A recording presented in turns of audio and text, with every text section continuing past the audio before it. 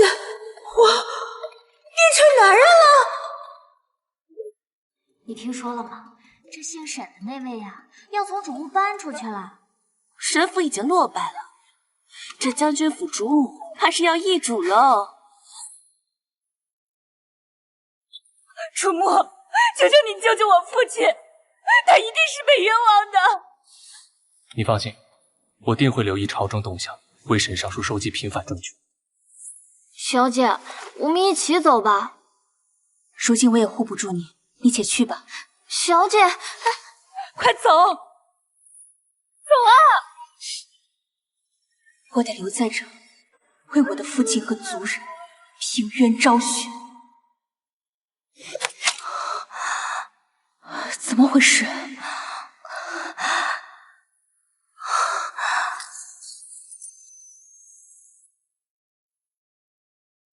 这是楚木的床。成婚后，我和他一直是分房睡的，我怎么会在这儿？将军，林姑娘心口痛，还请将军你去瞧瞧。整日胸口痛，也没见如何。全府宠着养着她，比我这个当家主母的金贵。你家将军？刚刚是我在说话。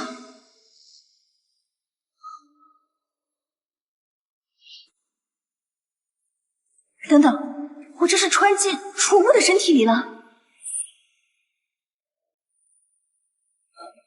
将军，林姑娘她……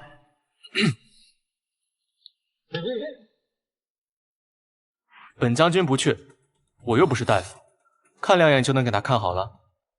将军不是连句重话都不舍得对林姑娘说吗？今日这是怎么了？爽！要不是为了流放在外的父兄，我何必忍辱负重这么久？总算是一吐为快。末将这就回绝林姑娘。去吧。看样子，楚木大概率在我的身体中。如此甚好，我倒要这个狗男人好好体会我在府中过的什么狗屁日子。沈氏，都什么时辰了，你还睡？还不起来伺候老夫人洗漱？我有养生汤，让皇上喝到老夫人。府中何时有了这般没规矩的下人？这是母亲身边柳嬷的声音，但她不是向来敦厚老实吗？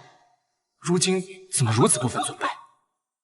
一、二，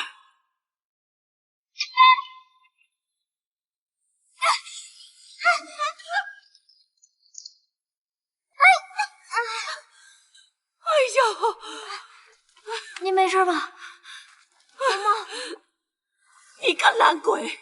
我叫你，你竟敢不应声！放开嬷嬷！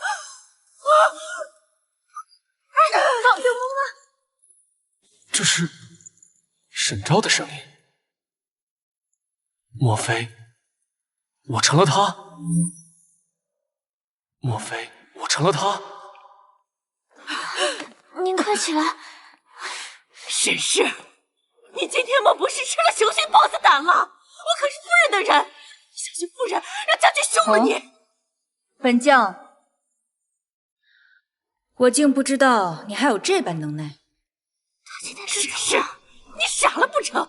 你还以为你和将军成亲那会儿呢？将军现在早都不喜欢你了。若不是林姑娘身子弱，将军夫人早都换人了。你现在马上和我道歉，否则到时候沈家没有将军这个夫婿做依仗，在流放之地，你都不知道怎么死的。再说一遍。沈昭虽然跋扈，但身为当家主母，还轮不到一个下人对她羞辱威胁。况且我何时说要娶林姑娘？这只蹄子都是忍气吞声，如今的眼神怎么和将军那么像？我再说多少遍都是一样，你现在就是丧家之犬。若不是将军府收留你，你早都和沈家一起去受罪去了。柳嬷嬷以下犯上，按照家规，掌嘴20。你敢？我可是夫人。母亲宅心仁厚，心地善良，但这并非是你仗着她狐假虎威的理由。怎么，要我亲自行刑吗？要我亲自行刑吗？沈昭不是一向蛮横吗？怎么任由嬷嬷骑在他头上？夫人，时辰不早了，老夫人那边需要伺候了。我经常伺候母亲梳洗。是，你每日必须到老夫人那里煲汤、奉茶、祈福、诵经。母亲常说沈昭轻待自己，如今看来也是因着恶婆子从中作梗。伺候我更衣。夫人，奴婢们也没有伺候过您，也不知道您习惯喜好。我随身带着那几个贴身丫鬟呢。我记得我进府时可是带了几个陪嫁丫头的。夫人，您忘了，您那几个丫鬟有一个得罪了林姑娘，将军暗示张副将杖毙了。我何时？继续说。还有一个老夫人下令关进柴房3日，直接饿死了，剩下一个送到村外的铺子里。胡言乱语！母亲宅心仁厚，怎会如此苛待下人？此事多有蹊跷，要当面和母亲说清楚才好。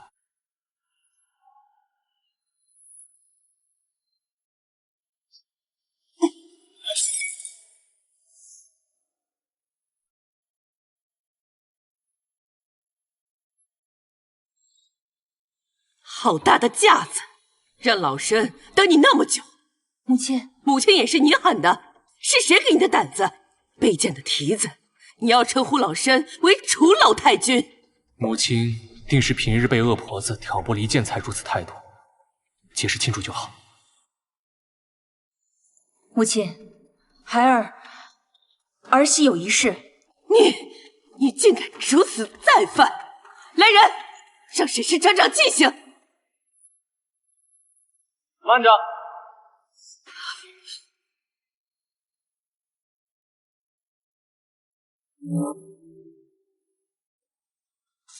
孩儿拜见母亲。这是沈昭，不知这沈氏又犯了何错，让母亲如此动怒，还望母亲息怒，莫要气坏了身子。虽然很想让楚母也尝尝头条的滋味，但毕竟是我的身体。沈氏向来骄纵蛮横，这一大早我还没起身，他就不管不顾的闯进来，对我这个婆母大呼小叫。我佛慈悲，我们楚家怎么能摊上这么一个不敬尊长的儿媳妇儿？母亲怎可如此颠倒黑白？怎么样，来自亲娘的暴击爽吗？老夫人，将军，您要为奴婢做主啊！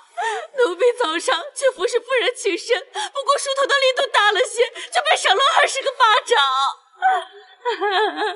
你信口雌黄！木儿，沈氏如此目中无人，怕是要跪跪祠堂才能认错。不如让她跪上3天3夜，自省吧。母亲，你可知这是会死人的？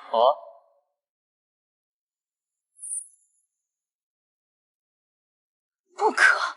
沈昭，你这身子……只是近日母亲房中的嬷嬷时常外出，还是让沈氏多服侍您几日，等嬷嬷回来后再跪吧。还是木儿想的周到。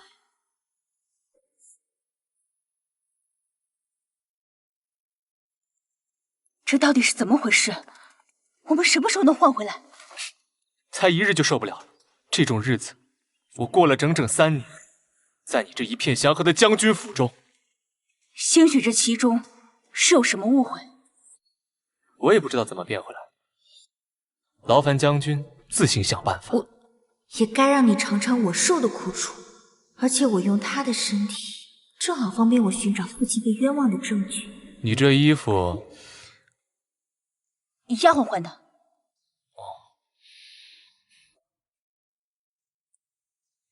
我自己换的。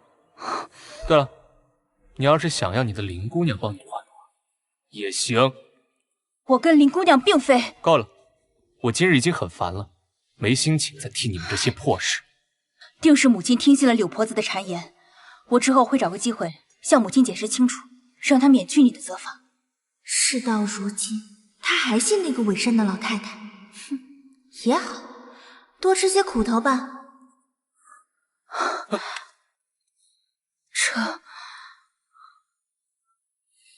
这几日是我癸水日，所以我才把惩罚后延。毕竟再怎么说，这也是我的身体。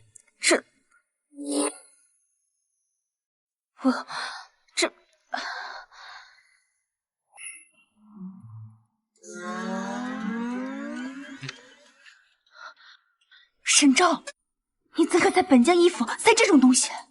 别废话，赶紧用上。我怎么用？木哥哥，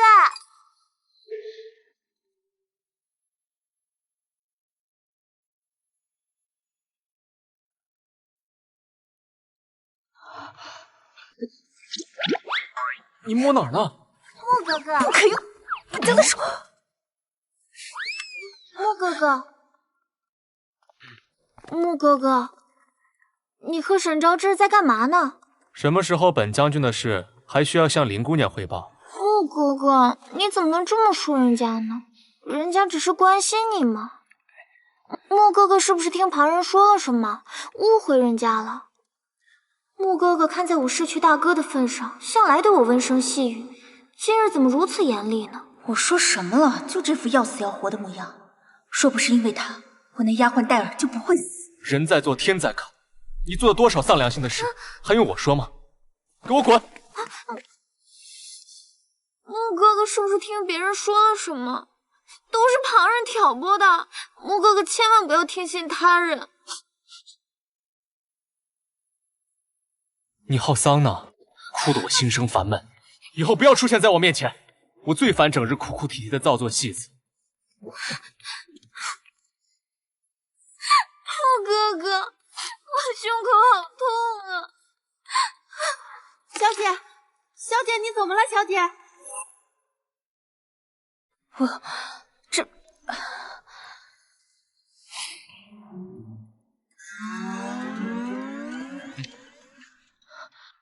沈昭，你怎可在本将衣服塞这种东西？别废话，赶紧用上。我怎么用？木哥哥，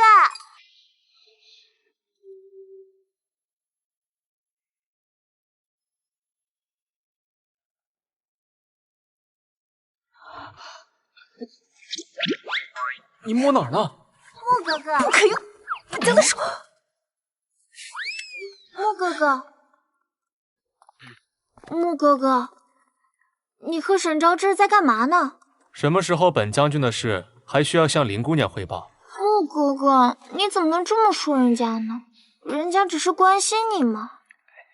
木哥哥是不是听旁人说了什么，误会人家了？木哥哥看在我失去大哥的份上，向来对我温声细语，今日怎么如此严厉呢？我说什么了？就这副要死要活的模样。若不是因为他，我那丫鬟戴尔就不会死。人在做天在看，你做了多少丧良心的事，还用我说吗？给我滚！木哥哥是不是听别人说了什么？都是旁人挑拨的，木哥哥千万不要听信他人。你好桑呢，哭得我心生烦闷。以后不要出现在我面前，我最烦整日哭哭啼啼的造作戏子。木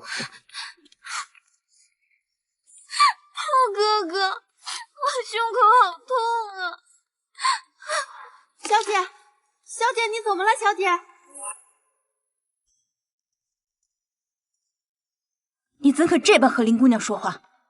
她身体娇弱，受不住这种刺激。可以在烈日下监督我罚跪4个时辰，也算虚弱。我说了便说了，你要不满，自己劝。沈昭，你原本并非如此嚣张跋扈。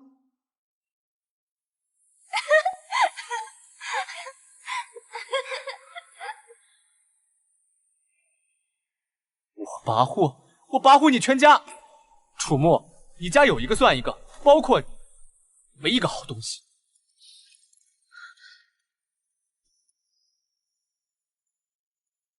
楚墨，你家有一个算一个，包括你，没一个好东西。疼！你今天怎么笨手笨脚的？你想疼死老身吗？抱歉，母亲。还不跪下！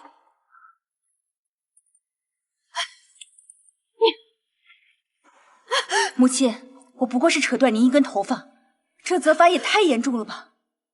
母亲一向信佛，怎会下手如此狠厉？他，你还不放手？哎呀，算了，你赶紧去煲汤。是。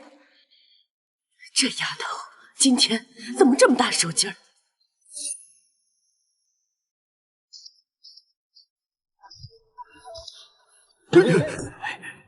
母亲不是吃斋幸福很久了吗？说的哪门子猛话？这满厨房的荤腥，可是老夫人吩咐夫人你亲自置办的。愣着干什么？给老夫人煲汤去。那你们做什么？当然是看着你了。你们是府内厨子，而我作为将军夫人，岂有我做的道理？现在整个将军府上下，谁不知夫人你如今的地位，还不如我们这些下人。少废话，赶紧的吧，省得老夫人怪罪下来。岂有此理！连厨子都敢如此挤兑他，他过得如此憋闷吗？可他为何从不在我面前说？等他回来，定要好好聊聊。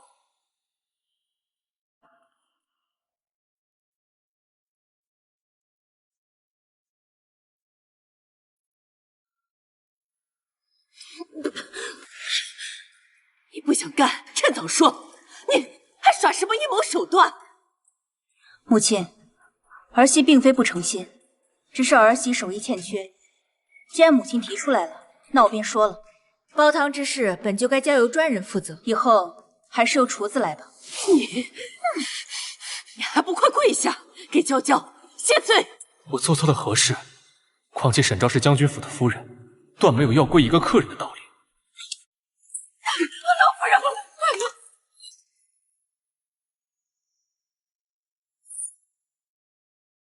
敢问母亲，我做错了什么？站起来吧。还有林姑娘，你也认为我需要向你下跪吗？穆哥哥，我受点委屈没什么，只要府上安宁便好。穆哥哥断不要因为我伤了夫妻情分，毕竟我也只是个借住客人，定没有主母向我行礼的道理。姐姐做错事，难道不应该下跪吗？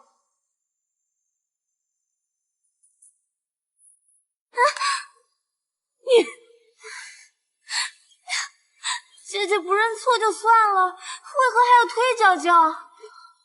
我知道因为穆哥哥喜欢我，惹了姐姐不快，可男女之情又哪是我们能控制的？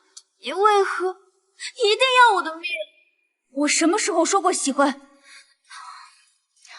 我的意思是，林姑娘是不是搞错了？将军对你也许是有兄妹之情。姐姐又何必再挑拨我们？娇娇从不认为是自己破坏了姐姐和穆哥哥的感情，不被爱的才是破坏者。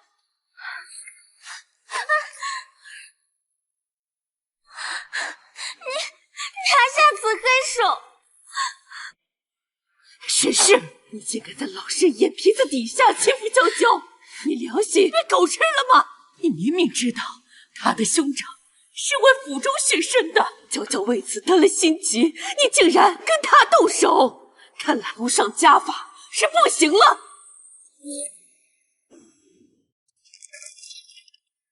我不合理。那我只能依你名义休妻了，反正结果都一样。等下，我不同意合理，但我愿意与你一起找到平反的证据。你说这话自己信吗？我那是临时被抽调去北疆。是，所以你一年就回来几次？你每次回来都听说我如何恶毒，如何欺负你的林妹妹。答应我的事早就抛之脑后了。你真无辜啊！抱歉，是我识人不清。晚了，平反之事不用你插手，我自己会找到证据。你忘了你还在罚跪吗？你的身子已不可再跪。既然如此，你更应该跪，让你尝尝我这些年的苦楚。不管你同不同意，1个月之后，要么休妻，要么和离。楚墨，我既已嫁给你，今日起我会努力学做当家主母，当然了，也会学着做好你的夫人。是我辜负了他。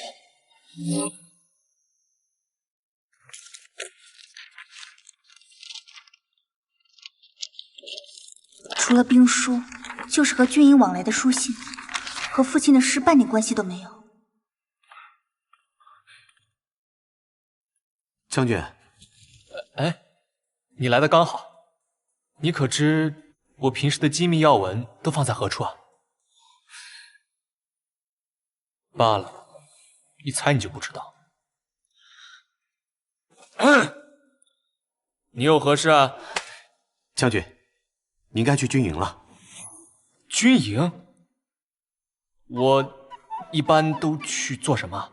自然是练兵了。哦，将军，您是说这个吗？我都记着了。军营里110来号人，摩拳擦掌等着向将军请教呢。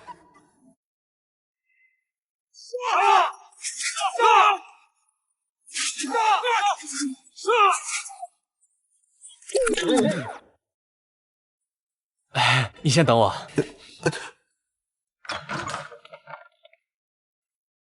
我大人有大量，饶你一次，跟我出来。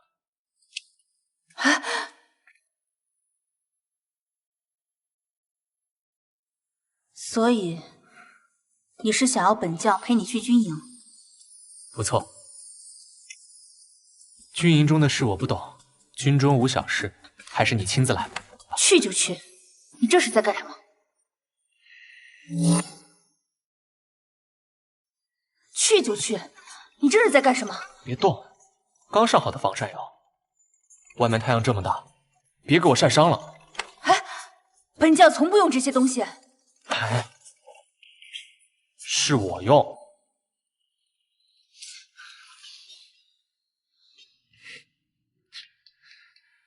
等我一下，我去换身衣服。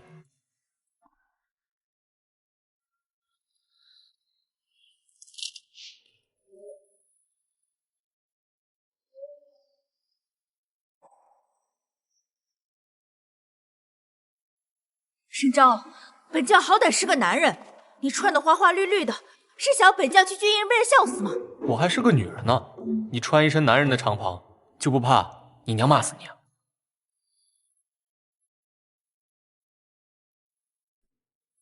只要我换回去，你便换。等一下，不许动我身子，我自己换。变。不对，怎么想都是他小子占便宜了。找丫鬟。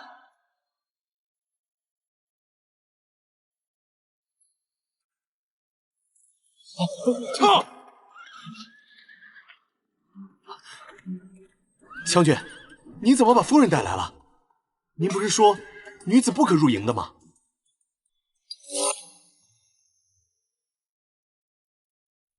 你还有性别歧视呢？我这是为了防止军营中某些蛀虫将3妻4妾带进军营，坏了风气。夫人念及军中辛苦，又正值酷暑，特意来看望将士们。多谢夫人，夫人可以在此休息。我与将军，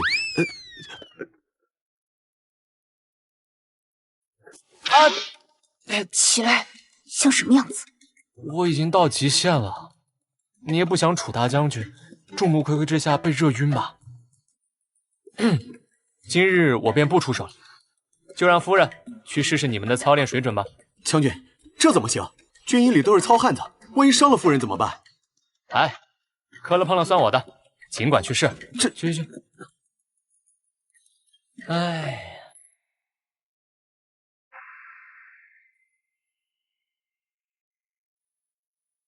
一起上，还是一个个来？夫人，您还是回家绣花去吧，这儿不是您该来的地方。将军真是开玩笑也不提前和兄弟们通个气。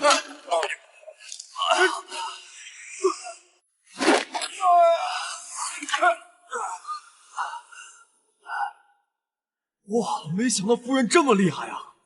原来夫人才是真正的深藏不露啊！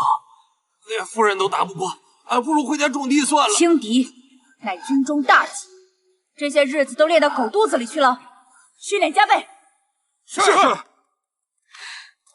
穆哥哥可是还在生娇娇的气？怎么他也来了？小姐，您快回去吧，这么热的天气，您受不住的呀。况且您还特意为将军煲了汤，已经有中暑之象了。为穆哥哥收点酷暑不算什么，只要穆哥哥喝得舒心。可是您看您的脸色，您这几日夜不能寐，心急发作。住口！你分明比上次见我时圆润了几分。啊！还有，下次抹粉前记得涂脖子，有色差。我只是想上些妆，免得见穆哥哥失仪啊。军营不许女子进入，你怎么进来的？我就是来给穆哥哥送汤的，姐姐不要生气。汤？这分明是我做的莲藕排骨汤，怎么变成你的了？这就是我炖的，难道连碗汤姐姐都要和我抢吗？睁着眼睛说瞎话！这莲藕排骨分明是我洗净切好煮熟的，你只不过进来撒了一把葱花。算了，不说这些了。你是怎么进来的？是穆哥哥允许的，他给我的玉佩。况且军营女子不能来，你不是也来了吗？啊！我不一样，我是将军夫人，而你只是楚府客人。穆哥哥，可不是我的玉佩啊！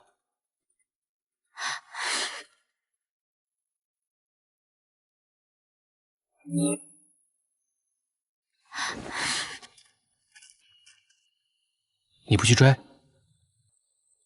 确实该追。果然，私闯军营可是重罪，门口卫兵也该罚。而且他用了我的藕和排骨，按照家规，应当从月例里扣。就这些？不然还有什么食盒的钱就不用了吧？不可浪费，这个是我炖的最成功的一次，你尝尝。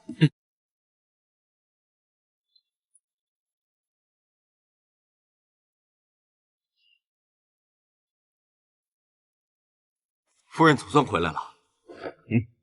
这是何物？夫人装什么糊涂？每个月将军府的开支都是您亲自点算，可仔细着点。老夫人这个月要看账本。这府中明明有账房，这账为何要我来算？老夫人又说了，算账是磨您性子，你可抓紧了，这账本明日就要。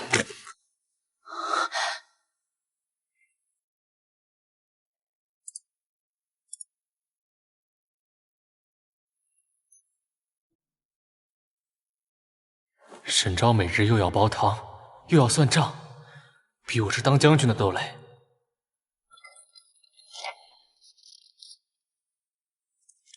真真，他竟敢如此大胆！他真是这么说的？老夫人，我今日就是来请辞的。我已在府上叨扰多日，不想再惹人嫌了。谁说你惹人嫌了？你明明是府里的大宝贝，娇娇是圣上钦点的忠烈之后，就这么离开，旁人该怎么看楚府？你就在这安心待着，有我呢，我看他们谁敢欺负你。来人，去把沈昭给我叫过来。母亲，沈昭，没想到你如此善妒狠毒，连娇娇这般的弱女子都要欺辱。我欺辱她，又是林娇娇给您告的状吗？以前怎么没发现林娇娇这么麻烦？你这是什么态度？你给我跪下！我如今就是主，直接利用她的身份去问，不比查刑快多了。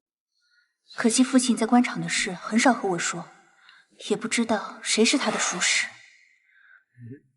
不如就从参加我大婚宴席那日的人查起。那天来的官职最高的，好像是丞相。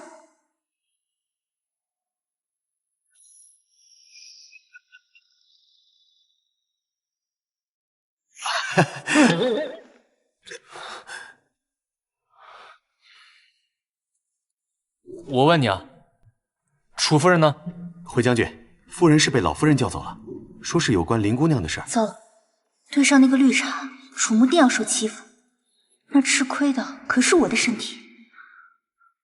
带上人，跟我走。是。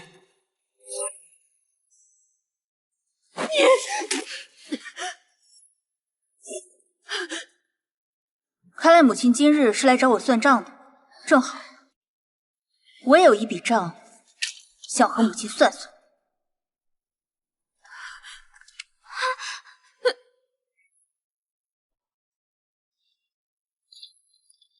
母亲每日补汤里的人参、冬虫夏草就要3000银子，此外还有补药、药浴里的汤方，还有餐食里的药材，加起来零零总总，一日便要15两银子。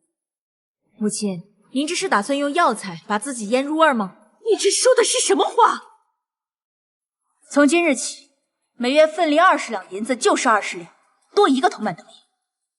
母亲，你这些奢靡的习惯还是趁早改了吧。荒唐！我日日都这么吃，今日怎么就不行了？你分明是贪了府里的银钱，到我这里来克扣老身。恰恰相反，往日都是我用院中的银两来补贴你们，不过从今日起，不会再有了。老夫人，您消消气。20两银子怎么够花？沈姐姐，你难道要置老夫人身体于不顾吗？来人！母亲，这普通的骨头汤一样补身体。这么寒酸的东西，闻着都恶心。拿走！这碗汤就是用补品熬的，看来母亲也分不出其中区别，说明喝起来根本就一样的。沈昭，还不快和老夫人道歉！你也是一样。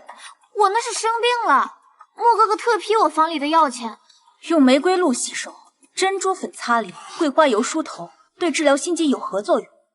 反了你了！你反了天了呀你！母亲为何如此动怒？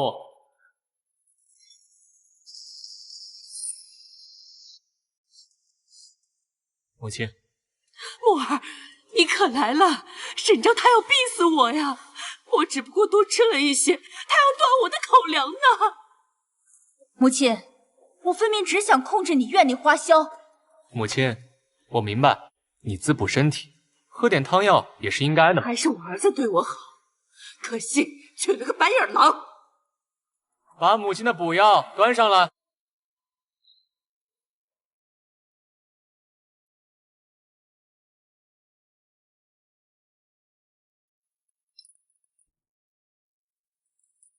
搬走。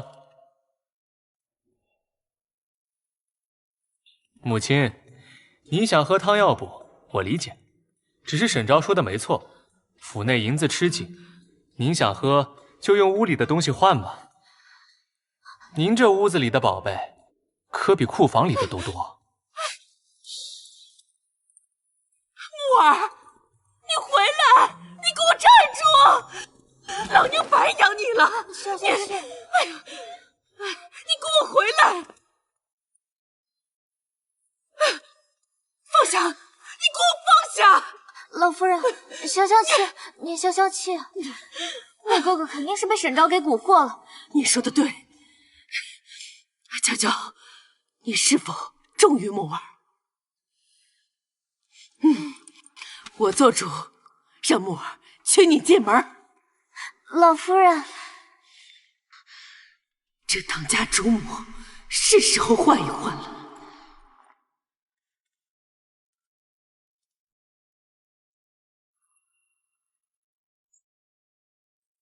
那，给你。这可是你娘最宝贝的花瓶，送我啊。不错，你院中为了补贴母亲和林小姐，亏了230两，这算是补给你的。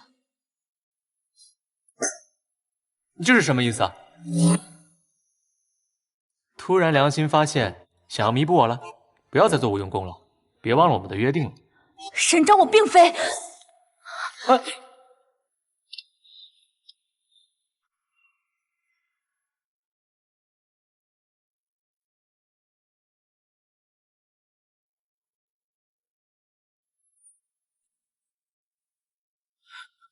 快放开我！哦，抱歉。流氓！竟然霸王硬上弓！不对啊，我这摸的是自己的胸口。是你对我的手耍流氓！果然，穆哥哥是被这个女人威胁了。谁想摸你的胸口？又干又瘪的。沈昭，你说话可要讲良心。我要去告诉老夫人。算了，没时间和你闹了。我要去丞相府，平时用的什么由头？你为何要去丞相府呢？我要从我父亲的旧事查起。他来参加了你我的婚宴，并且身居要职，说不定知道当年的内情。听到了没有？听到了。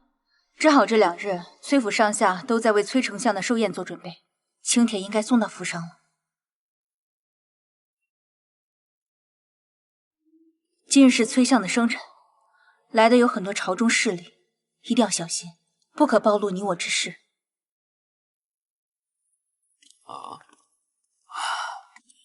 楚将军，好久不见呐！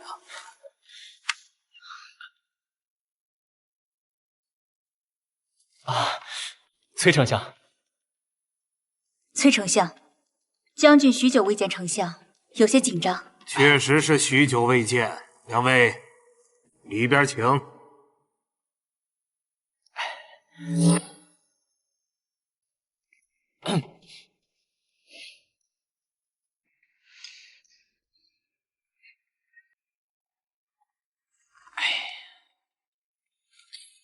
不菜。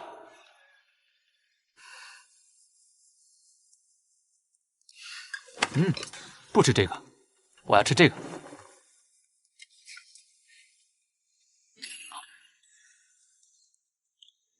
这个好吃。沈昭，本将军不是吃货。谁管你啊？凭什么只有你们能享福？你也伺候伺候我。记得刚进府时，他确实贪嘴，每日都要吃上几块点心。这些点心是从什么时候开始没有的呢？来，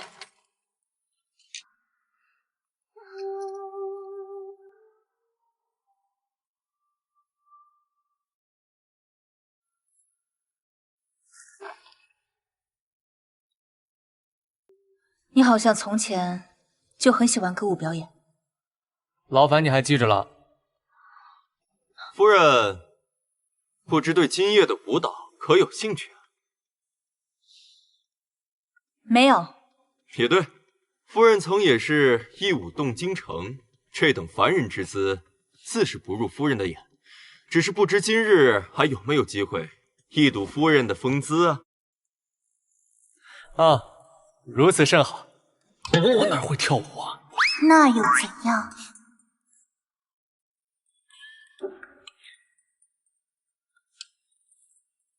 丞相，我为将军赋许久，如今只会舞刀了。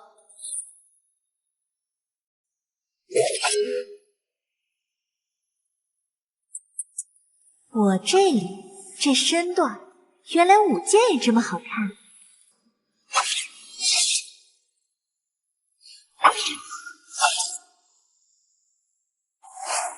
见笑了。好啊，舞得好呀！好，好，漂亮啊！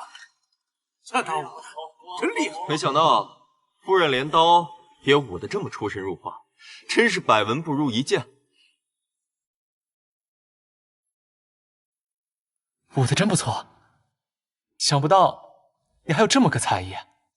你感兴趣啊？我可以教你啊，很简单的。我就是跟你客套一下，看不出来吗？楚将军，丞相大人，请您到后庭一叙。正好可以借此机会打探一番。崔丞相，那人刚刚失礼了，他在家中父亲病故后就性情大变。这也不怪他。当年之事，丞相多费心了。哪里的话，都是为天家办事儿。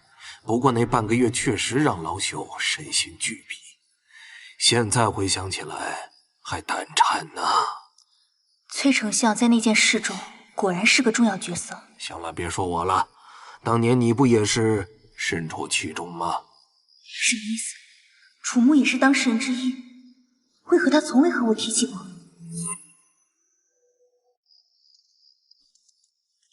昭儿，你是不是迷路了？我可以带你四处逛逛。我认得路，不需要麻烦崔公子。昭儿，你为何总是避我如蛇蝎？崔公子，你与我并不熟人，还请你唤我楚夫人。看来啊，儿时之事你都忘了。你那会儿还唤我郎君呢。什么意思？莫非他和沈昭还是青梅竹马？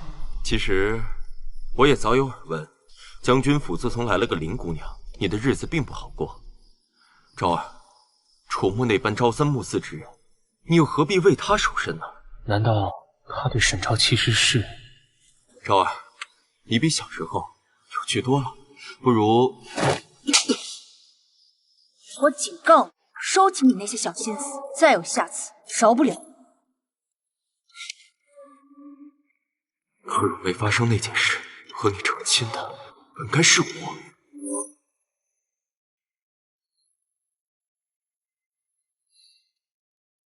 你回来了，你带酒了吗？我要消毒。你在发什么疯啊？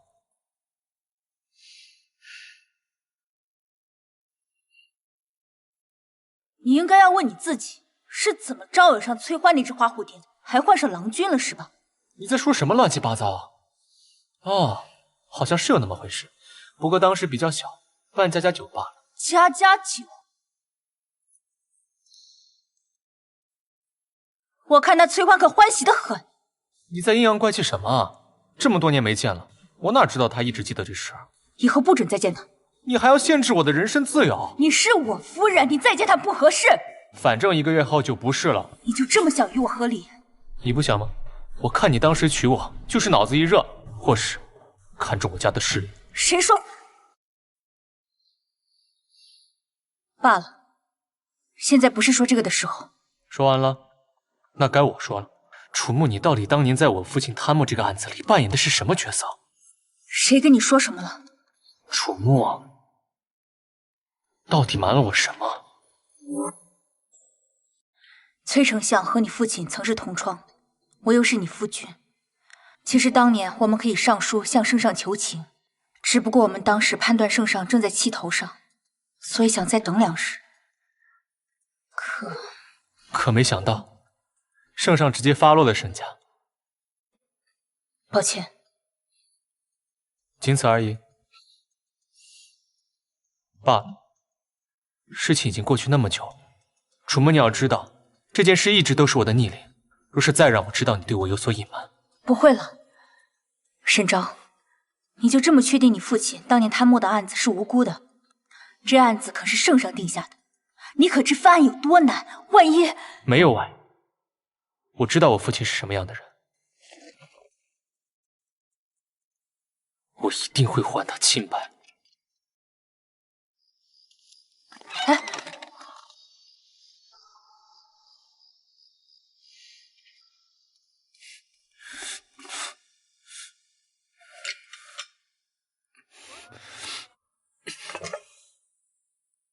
楚木他竟然敢在这件事情上瞒我，若不是我亲自去丞相府调查一番，还不知道要被他瞒到什么时候。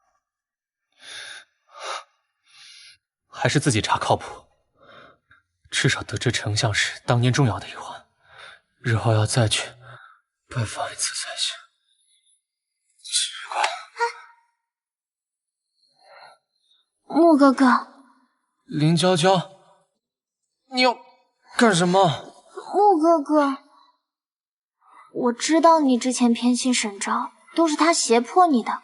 你放心，等我们木已成舟，他就什么都说不了了。林娇娇，你冷静啊，瞧你都挂不甜。你不尝尝看，怎么知道甜不甜呢？林娇娇，林娇娇，放开！说好了，今天叫你们来，是想商讨商讨娇娇和楚木的婚事。不行，这里哪有你说话的份儿？母亲此言差矣，我身为楚牧的正妻，此事我最有发言权。难道你还能代表他的意思不成？当然可以。你，可是沈姐姐，我和穆哥哥已经有夫妻之实了。不可能！穆哥哥，事到如今，你又何必再瞒着他？你的床好硬，硌得我现在腰都疼。不是，你怎么做这种事啊？沈昭说的对，我不可能做这种事。穆哥哥，木儿，早上那么多丫鬟亲眼见你们从一张床上下来，再提来像什么话？可是我阳痿啊！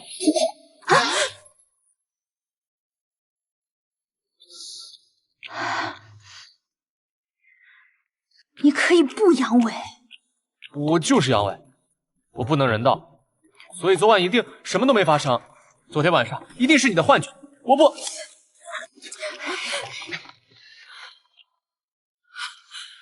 什么？穆哥哥竟然……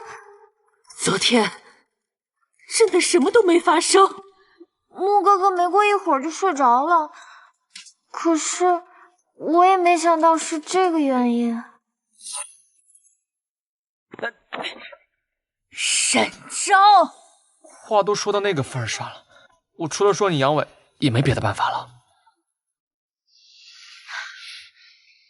昨天晚上到底发生了什么？其实我也记不太清楚，回房喝了杯茶，突然就很困，林家娇又进来了，要脱我衣服，等我醒来就是白天了。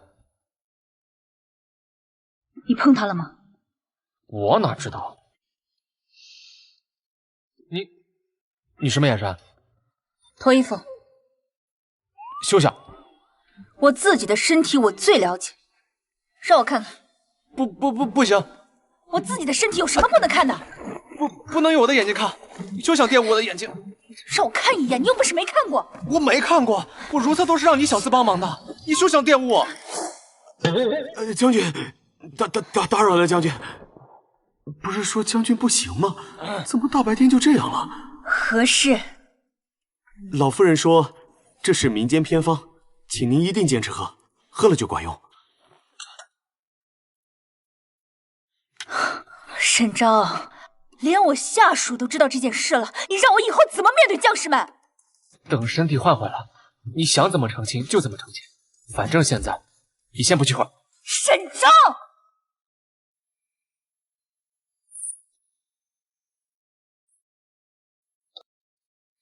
怎么夫人看起来比将军还难过？这你就不懂了吧？将军不行，不幸的可是我们夫人。这几年夫人一直瞒着这事儿，被将军自己说出来，夫人的脸上当然无光了。你夫人也太惨了吧，这不就是守活寡吗？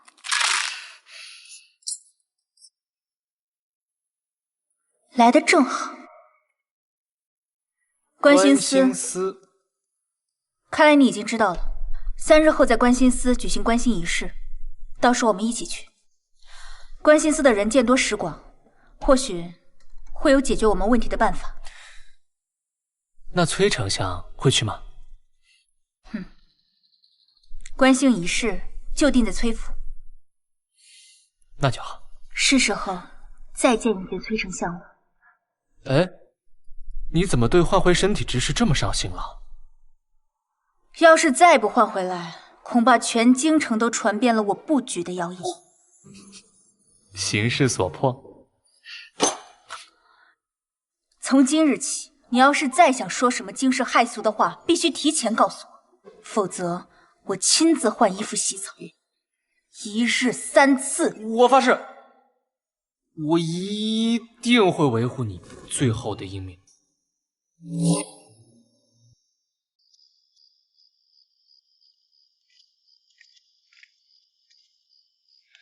前面的就是星矢，等关心之后拦住他。哇，好漂亮啊！你喜欢星星啊？感觉很奇妙。同一片夜空，不同的角度看，完全不一样。小时候，父亲会带着我和兄长在房顶上数星星。将军府也有一个好的位置，以后你可以常去。那不一样。不管怎么样，我父亲绝不是能做出那种贪污之事的人。我信。当真？当然了，毕竟他女儿当账房这些日子，差点把嫁妆都赔进去。你以为我想吗？还不是被你们逼的。以后不会了。楚将军，楚夫人，你看，早知二位前来，我定让下人准备雅间，哪能让二位站着受累？不累，我们都是习武之人，不像书生那般柔弱，你说是吧，夫君？是。可我听闻，楚将军好似患有顽疾。楚将军也不用难过，我认识一位神医，也许能有办法。不劳崔公子费心了，将军他好得很。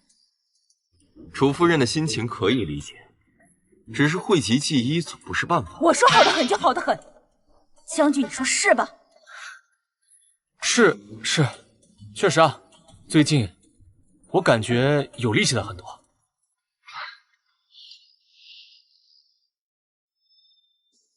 我们还有别的事，就先告辞了。沈昭，你给我等着，事情结束后我再收拾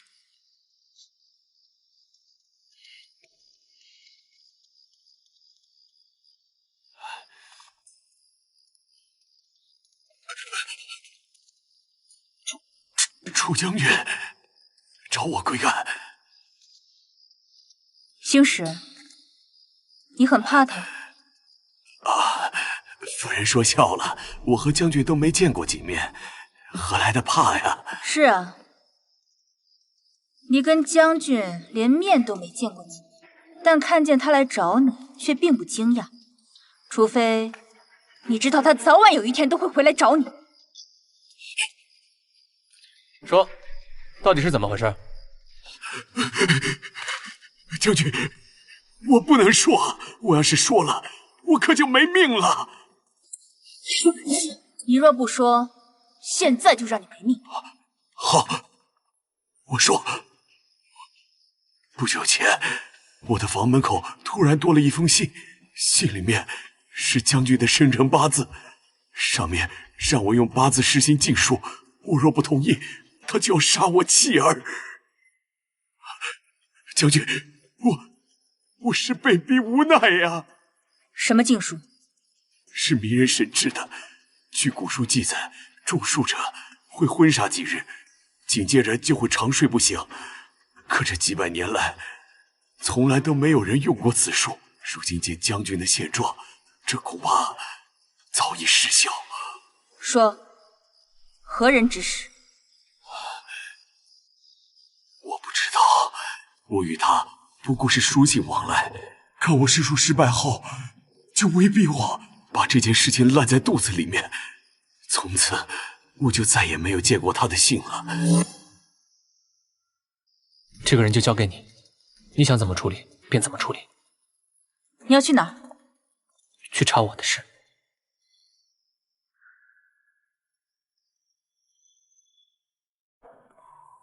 你来了，坐。丞相好像并不意外。从那日你提起那件事起，我就知道你一定会再来找我。毕竟是你我之间约定过，这事必须要带进坟墓里。这世上可没有密不透风的墙。有，是宫墙。将军，你是个聪明人，知道那事儿的人死的死，走的走。现如今就剩下你我二人，皇上的意思你还不明白吗？如今呢，已经是死局了。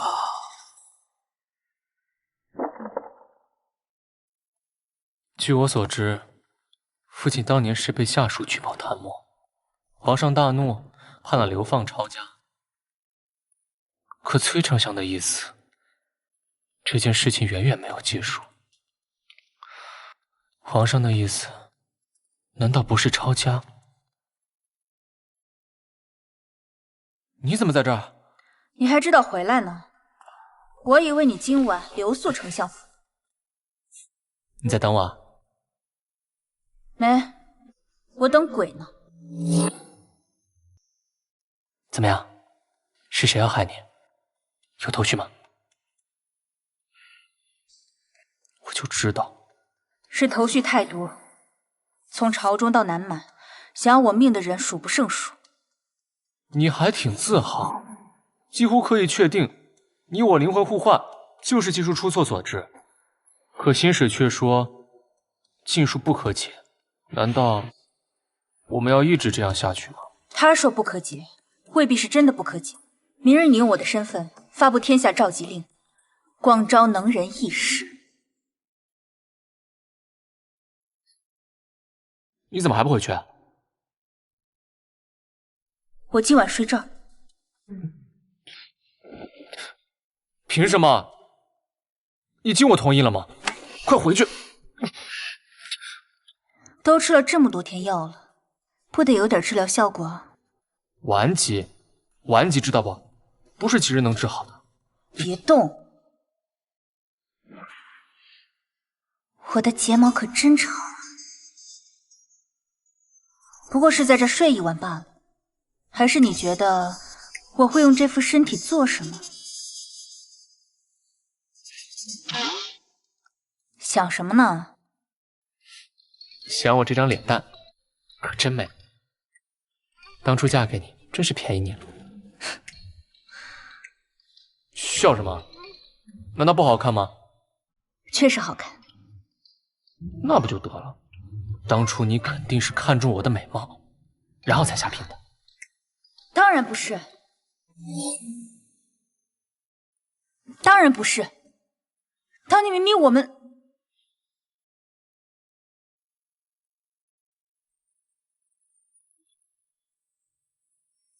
你说什么？没听清。罢了，看样子他是不记得了。那你呢？当初又是为什么嫁给我？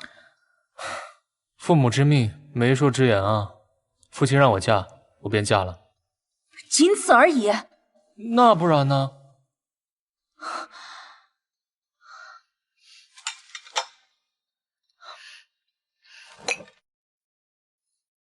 你这房间的水好难喝啊！什么味儿啊？好像林娇娇下药之后，我觉得恶心，就一直没用过，打算扔掉来着。这杯子你这么久都没洗？都要扔了，我洗什么？来，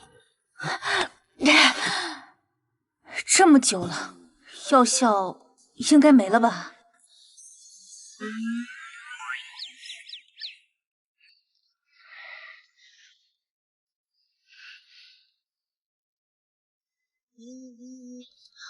啊！你别往我身上倒啊！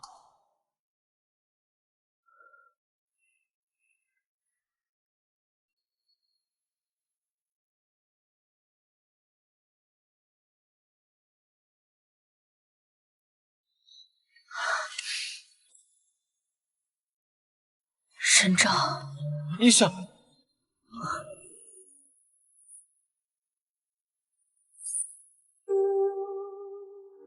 沈昭，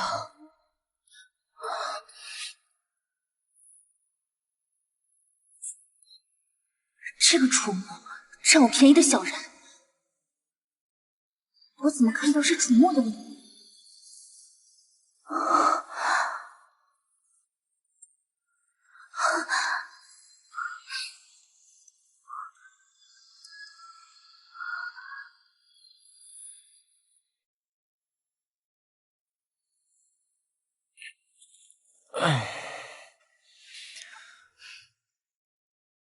虽然不排除是我昨天喝多了，但我们是不是短暂的换回来了？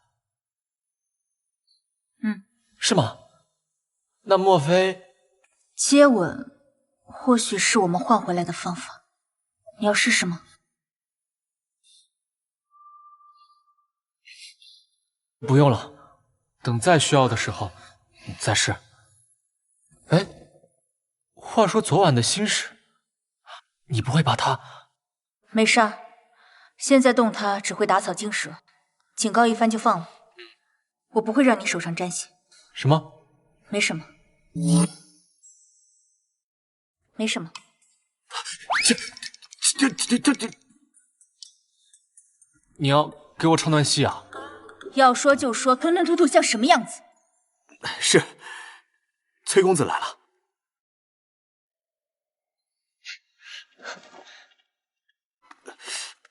不是这，看什么看？没用的东西！崔花来了，不知道把他拦外面。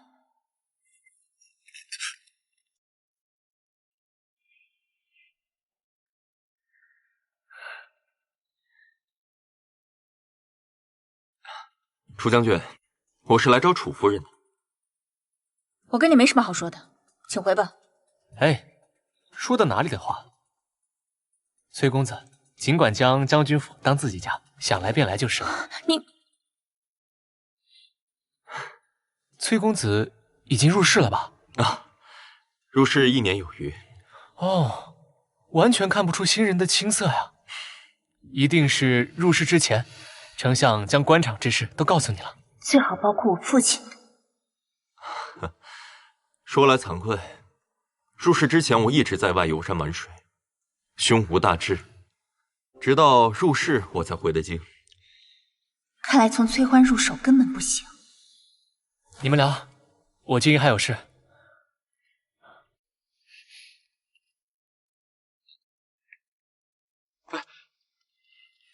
昭儿，他什么态度你也看见了，他根本就不在乎你。这种男人有什么好的？没什么。这，你要给我唱段戏啊？要说就说，吞吞吐吐像什么样子？是，崔公子来了。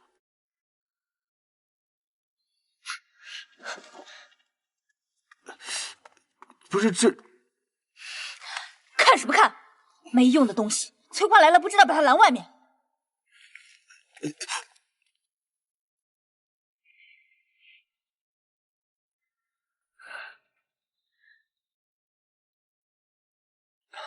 楚将军，我是来找楚夫人的。我跟你没什么好说的，请回吧。哎，说的哪里的话？崔公子，尽管将将军府当自己家，想来便来就是了。你，崔公子已经入仕了吧？啊，入仕1年有余。哦，完全看不出新人的青涩呀，一定是入仕之前。丞相将官场之事都告诉你了，最好包括我父亲。说来惭愧，入仕之前我一直在外游山玩水，胸无大志，直到入仕我才回的京。看来从崔欢入手根本不行。你们聊，我京营还有事。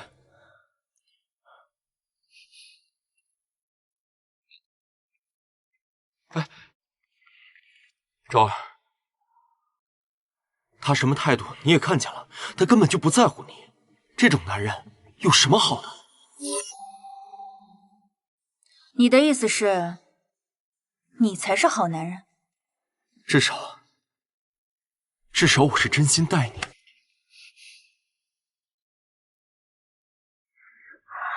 好你个崔欢，挖墙脚挖到本将军家里来了。不劳崔公子费心了，我跟楚将军的关系好得很。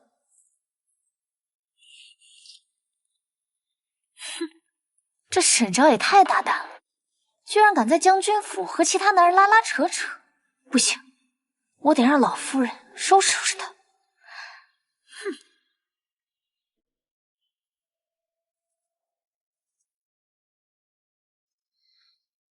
哼！跪下！母亲，我每回来您院子就这2个字，说吧，这次又是为何？你在内院跟万南不清不楚，就不该跪吗？母亲，你是说崔欢？你还敢提他的名字？我们楚家的脸都让你给丢尽了。是你告诉母亲的，我这么明显的拒绝都能被你说成是不清不楚，你颠倒黑白的本事可真够高啊！他的眼神怎么这么可怕？我亲眼看见崔公子拉着你的手，那满脸爱意，还能作假不成？老夫人，丞相府专门派人来送东西来了，说是专门送给夫人的。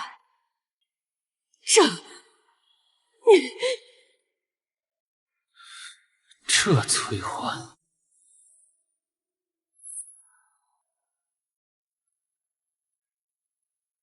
今日劳烦刘兄了。楚兄说的是哪里的话？将军突然请我喝酒，刘某简直是感激不尽。他日定前往尚书府小酌一杯。好，这是第8个，还真像崔丞相所说，除了他和楚木知道当年细节的人，死的死，逃的逃，留在京城的都一知半解。哎，楚兄留步。楚兄可否下月初3再来拜访？为何？下月初3我把那谁请来了，就是那孙志啊，原来是沈尚书的得意门生。你不是以前就想见他？他这次是偷偷回京的，你可千万保密啊！父亲的门生。楚墨，你是把我房间当仓库了吗？都是你青梅竹马崔欢送的。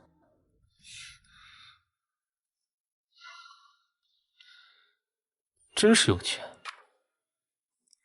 沈昭，你知不知道外面现在怎么说你吗？无非就是水性杨花，红杏出墙呗。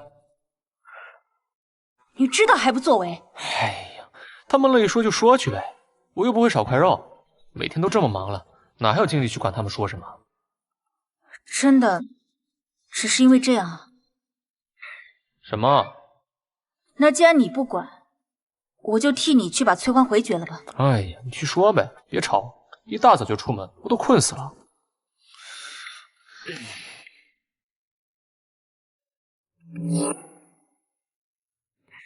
这儿，那些礼物可还合你心意？没拆，悉数还给贵府了。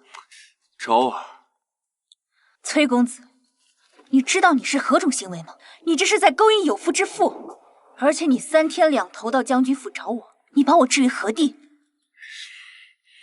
我承认我是有些着急，但我只想让你认清楚木。事到如今，他有替你说过一句话吗？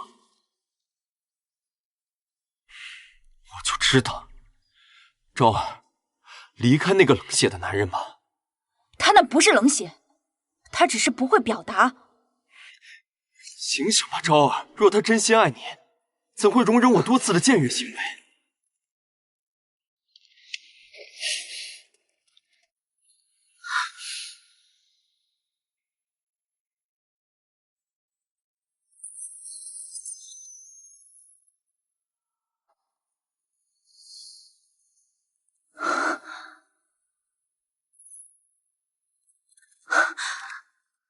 还真是接吻互换啊！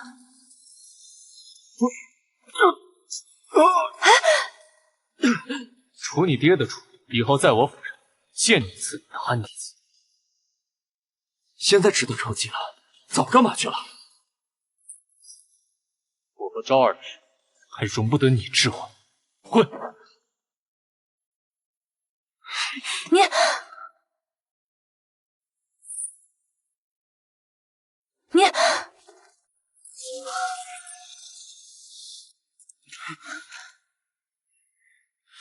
啊！楚木，你用了多大的劲儿啊？好疼啊！娇气。楚木，你认识孙志吗？你从哪儿听到的这名字？在附近书上看到的，好像是他的门生，你认识吗？交际不多，你怎么会突然提起一个死人？死人，可刘青分明说……哦，好奇吗？父亲的事我查得一团乱麻，沾一点点关系的人，我都不想错过。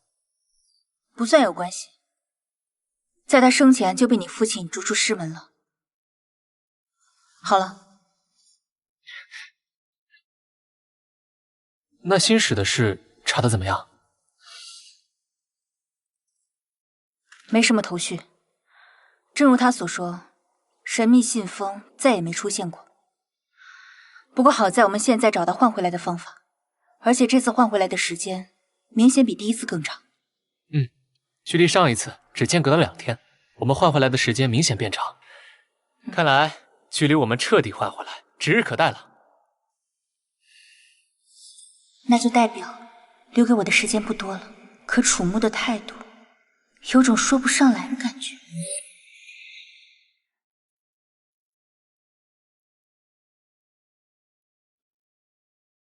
楚秋，这位就是孙志。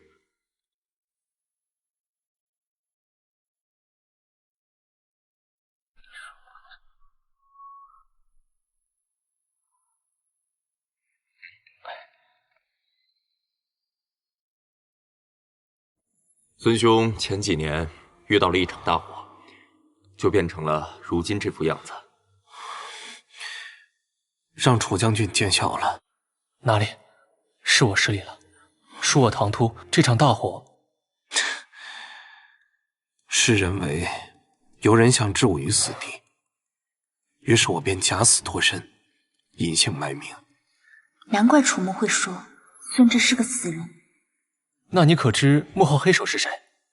为何要杀你？我不知道。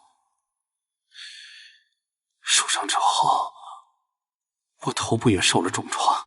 本来打算就这样在边城生活一辈子，但有人拜托我便冒死回来，就是为了见贵夫人一面。沈昭。沈昭？你有什么事要找他？可以跟我说。我必须亲眼见到贵夫人才行。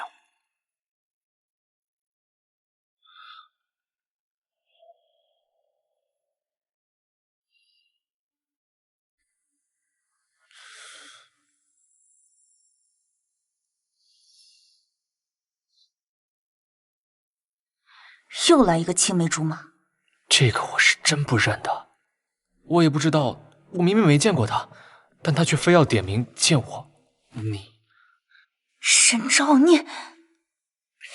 楚将军，我可否与贵夫人单独说几句？你们请。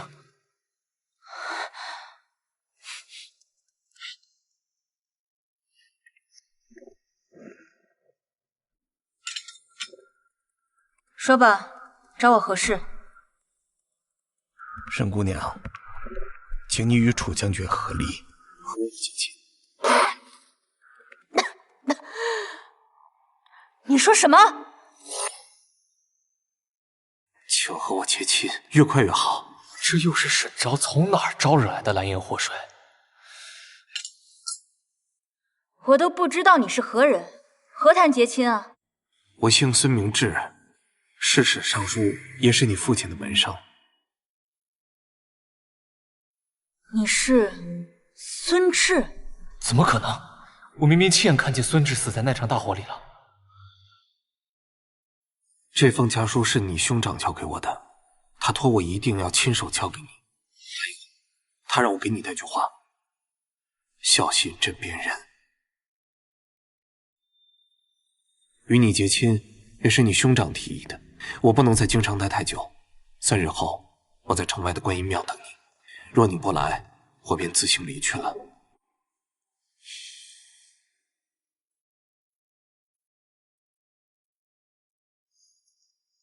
哎，孙志和你说什么了？他说要和你成亲。是，他疯了吗？是你哥的意思。为什么？我哥怎么会找些莫名其妙的人说这些啊？我也不知道。哦，我知道了，一定是我哥知道你跟林娇娇的事，所以才让我和离。沈昭，现在你就是我，我要真和林娇娇有些什么，你还能不知道？那我不清楚，我现在洁身自好，不代表你也是。况且，林娇娇每次见我，都是殷勤又体贴，见你也一定是。好，好，好，我懂你什么意思了。你懂什么了？楚墨，就没有体面点的方式吗？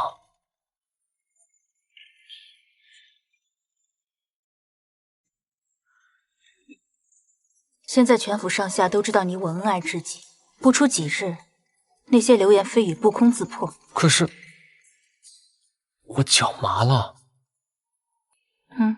那换你坐我腿上。怎么换？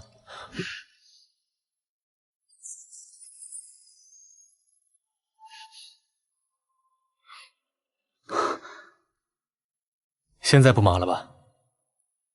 楚母你，放开！现在下人都堵门口看着呢，好不容易演戏演到这儿了，难道你想功亏一篑吗？就扮住想。等身体换回来，我就放开你。沈昭，其实我……将军、夫人，孙公子求见。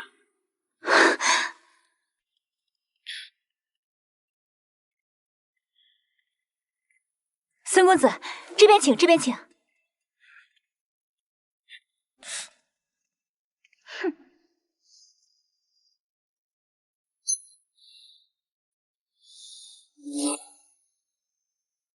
沈姑娘，成亲之事，我还是觉得此事有点太仓促了。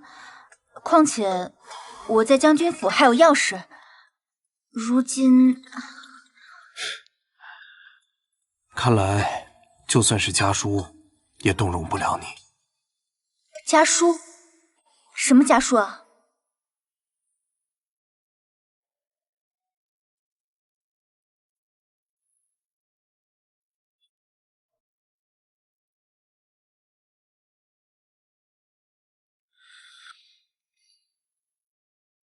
家书为什么瞒着我？抱歉。我想听的不是抱歉，而是解释。一封家书都能瞒着我，楚墨，你究竟把我当什么了？把我当成金丝雀一样圈养起来吗？你知道家书上写的什么吗？家书的事，我可以解释。解释有用吗？我父亲在苦寒之地生了重病，兄长连续走10几里路，在雪地里为他求郎主。而我当时在干什么？楚墨，这是你解释就能弥补的吗？楚墨，你真让我觉得害怕。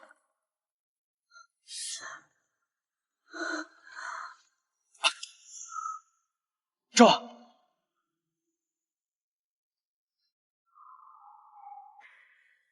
原来信里只是家常，不是孙志亲口跟我说的那些。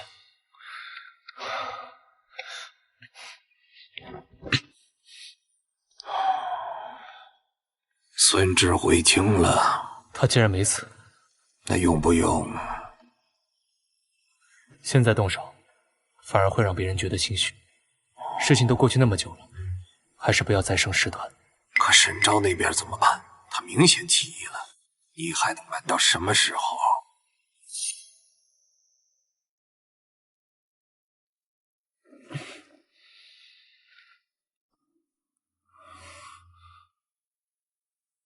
又换回来了，这次时间更长，大半个白天。看来我能控制楚墨身体的时间越来越短了。因为上次那场大火，孙志对很多事情都记不清了。从他那里查线索，应该是不可能了。可我哥的态度实在荒唐，他为什么那么着急催我和离啊？若只是因为担心我在将军府受苦，那也不可能让孙志做出上门提亲这么荒唐的事来啊。除非将军府有我不知道但我哥知道的危险。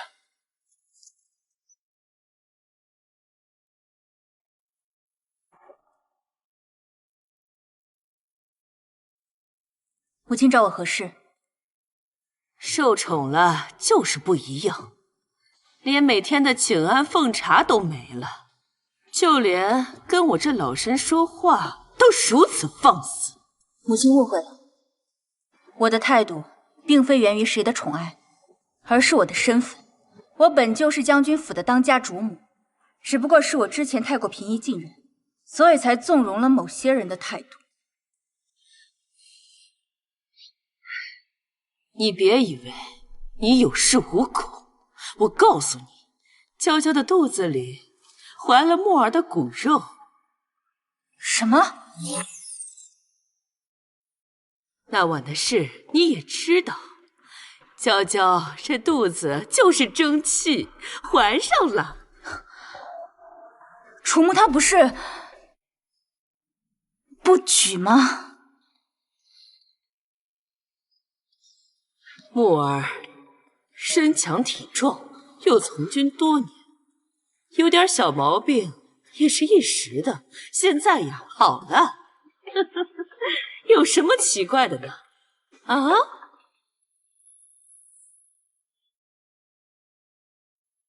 沈姐姐，以前你容不下我，可如今我有了将军的骨肉，还请姐姐给我一席之地吧。你确定吗？大夫把脉说时间刚刚好。那就打掉，或者拿钱出府去找那个野男人，2选1。沈姐姐，你知不知道你在说什么？这不可能是楚木的孩子，楚府也容不下野种出生。2条路，母亲做抉择吧。他为何这么肯定我的孩子不是将军的？难道不可能？我偷人那晚分明没人看见。大胆！沈昭，你竟然当着我的面残害木儿的子嗣，你眼里还有没有我这个老夫人？我说过了，这不可能是楚木的孩子。楚木只喜欢我一人，绝不可能和其他女子有染。沈姐姐，你又不是穆将军，你怎么知道他心中所想？我可以代表他。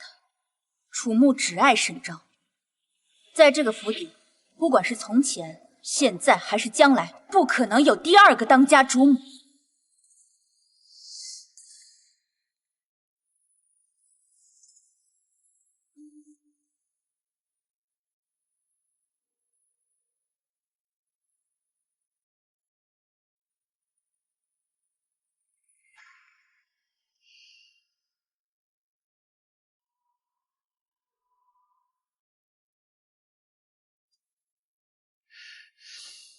林娇娇说怀了你的孩子，就是那晚。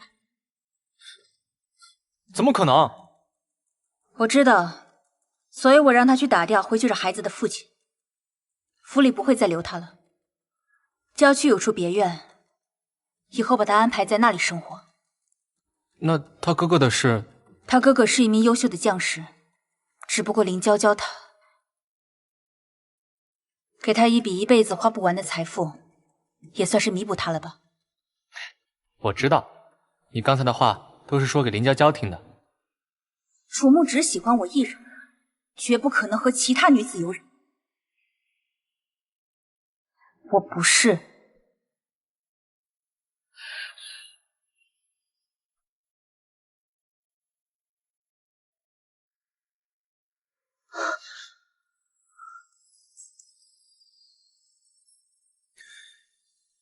第一次说对着自己的脸怪怪的，还是先换回来吧。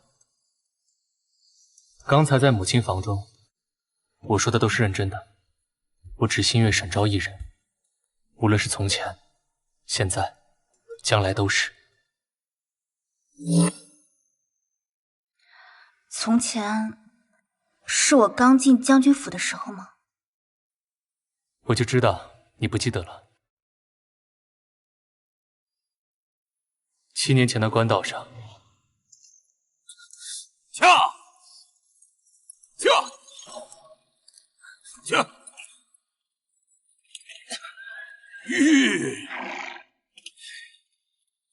你怎么走路的？冲撞了小姐，你担待得起吗？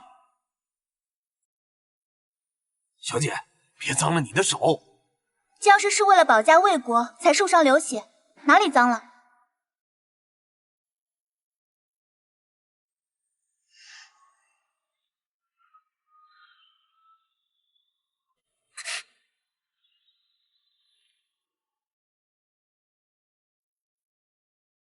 前面不远就是城门，进了城去找个郎中吧。你叫什么名字？有缘会再见的。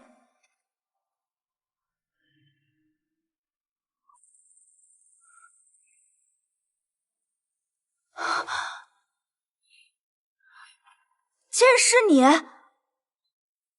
你这变化也太大了，我仿佛记得那时候还没我高，还是个小土豆呢。哎，我那是腿受伤了，而且正是长身体的时候。不管怎样，都比你高。你说你这发育期到底是吃的什么呀？这哪是发育，完全就是变形啊！看来你很满意啊。少往自己脸上贴金。我先走了。这么多年，我总算走到了能配得上你的位置，娶你回家。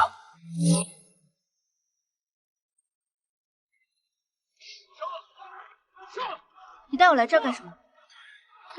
你身子太虚了，得好好锻炼才行，不然有你好受。人老了活不动就不活了，人要顺其自然，懂不懂？人定胜天。现在身体都换回来1天多了，怎么还没换回去？我还急着用呢。夫人，今日可否有机会露两手啊？是啊，夫人，上次你的那个回马枪，俺回去琢磨很久，就是弄不明白，就来请教您了。我赶紧替我解围啊！夫人这2日身子不适，我来和你们过两手。好。将军，宫里出事了，太傅病逝，皇上忧思不解，召将军和丞相进宫，说是要谈论当年之事。同时找楚牧和丞相，难道是？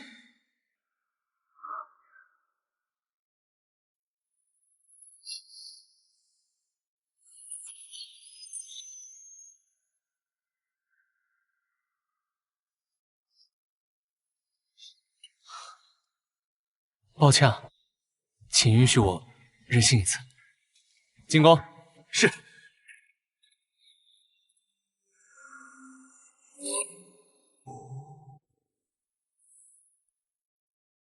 参见陛下。平身吧。朕常常觉得朕已是人君，对臣子已是后代，可为何太傅病重多日却一直瞒着朕？两位爱卿，你们说这是为何呀？楚卿，你先说。太傅定是不想陛下再添忧思，才有所隐瞒。不添忧思，果然你们都是这样回答朕。陛下，保重龙体。太傅生前最牵挂的就是您，想必也不想见您如此。沈家之事过后，太医就叮嘱过您，切不可再用死。沈家这件事情，朕还要感谢两位爱卿。若不是你们发现沈家端倪，主动帮朕搜集证据，定沈家的罪，这棵住处也不会这么快就被铲除。皇上他在说什么？我家的罪是楚牧定的，尤其是楚清，这段时间辛苦了。你娶了罪臣的女儿，这心里一定不好受吧？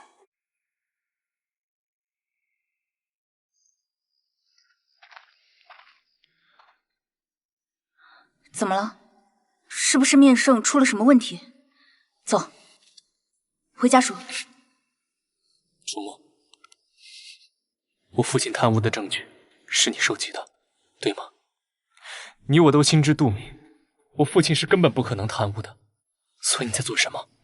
编造假证，诬陷我父亲吗？不是，楚木啊楚，你下这么大一盘棋，真是辛苦你。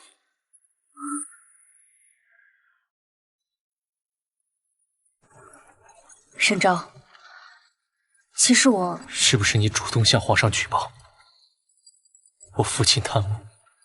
是。是不是你把假证给了皇上？是。那你还想狡辩什么？楚将军，我沈家究竟如何得罪你了，让你下如此死手？沈昭，如果我说我从未想过害你，你信吗？我父亲在苦寒之地差点被冻死，我兄长眼睁睁看着心上人嫁错他人妇，我全族上下136口，如今过着朝不保夕的日子。这便是你说的从未想过害我。我……楚梦，我当初就不该救你。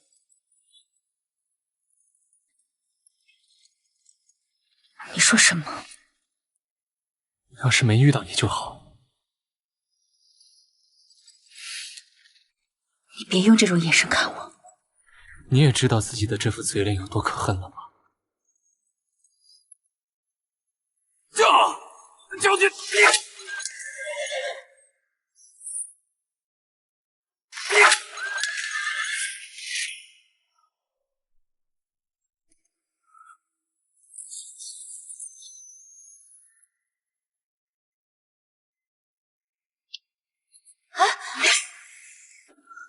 动！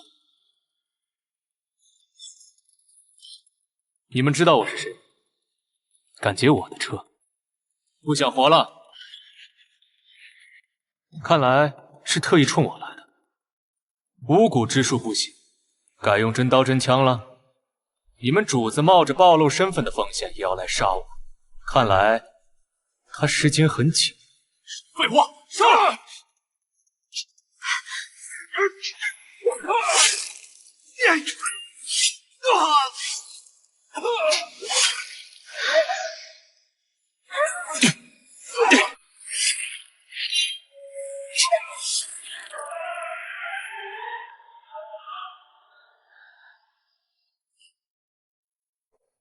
我数3个数，你朝林子里跑。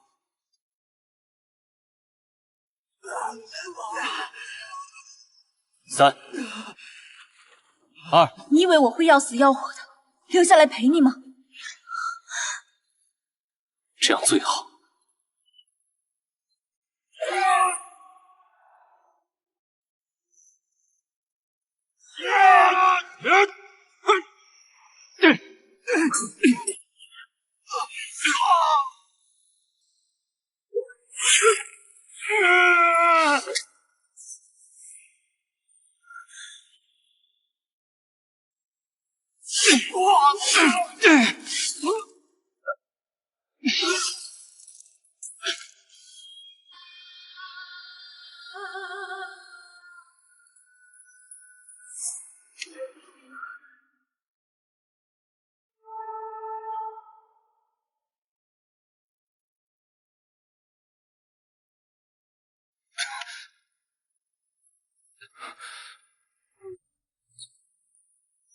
你还是回来了。你要是死了，我爹的案子就变成了悬案。只是这样，不然呢？我还得感谢你送我全家去流放吗？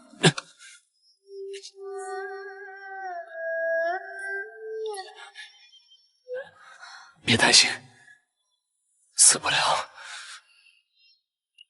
我没担心。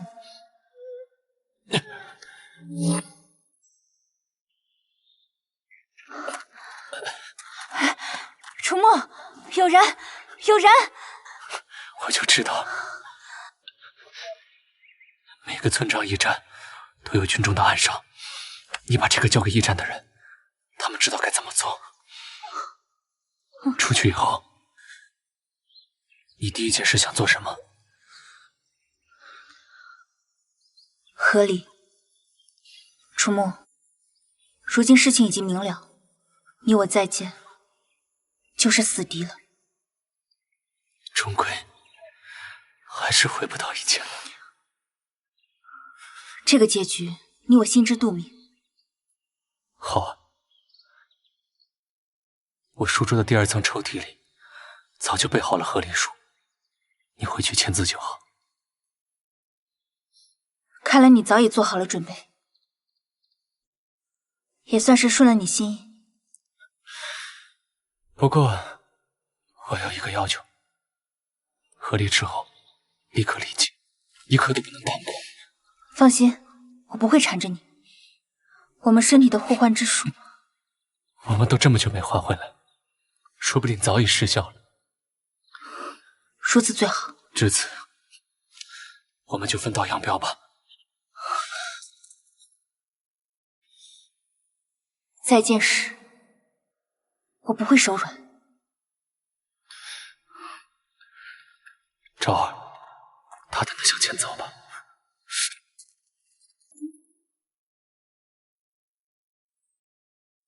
楚母，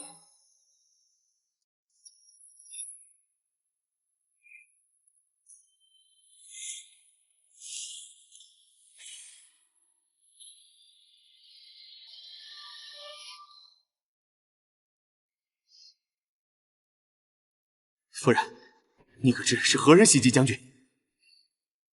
他只说是特殊的仇人。大夫，大夫，莫要追老夫，老夫也没办法呀。将军伤势如此严重，老夫也无能为力。是不是还有药没用啊？大夫，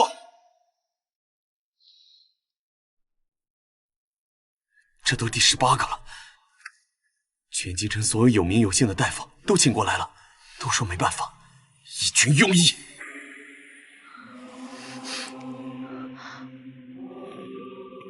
夫人，你去哪？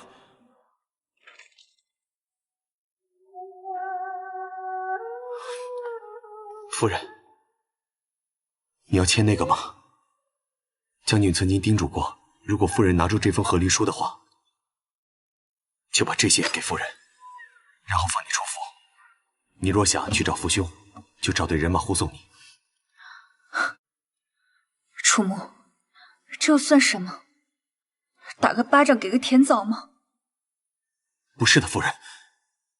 将军写这封信时很难受，我第一次见将军露出那种表情。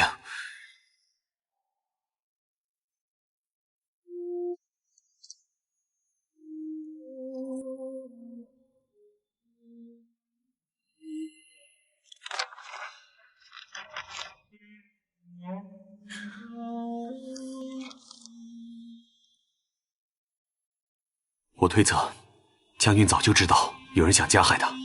这封和离书是对夫人最大的保护。不好了，夫人！夫人急报，崔丞相突然重病，去世了。什么？什么？夫人，我们怎么办？我可怜的儿啊！我可怜的儿啊！你要送就送我的命，别送我儿的命啊！人还没死呢，就急着哭丧了。梦儿好端端的和你走了，怎么回来成这样了？你还我儿子，还我儿子！算命的没说错，他说你天煞孤星，克完家里人，又来克穆哥哥，当初真该把你赶出将军府的。现在也来得及，来人，把他给我赶出去！老夫人，夫人，这是将军夫人，赶出去！你怎可如此？把他赶出去！老夫人，不可啊！把老夫人送回房，好生照看。谁敢？老夫人，在这个将军府，我才是当家主母。将军倒下，我的话就是命令。赶紧把老夫人送回房，还不快去！我们走吧，老夫人。你也听他的，我的儿啊！你去库房准备一份厚礼，带人去丞相府吊唁。是。将军受伤了，但我这个当家主母还在。有谁向外透露半点将军的消息，军规处置。是。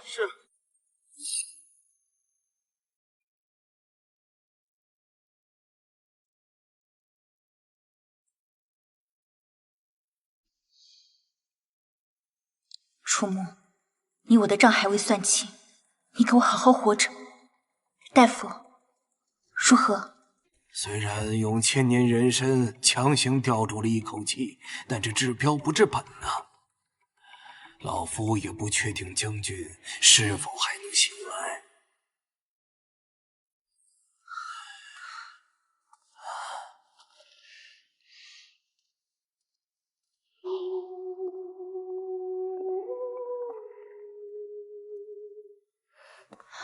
崔公子，崔公子，节哀。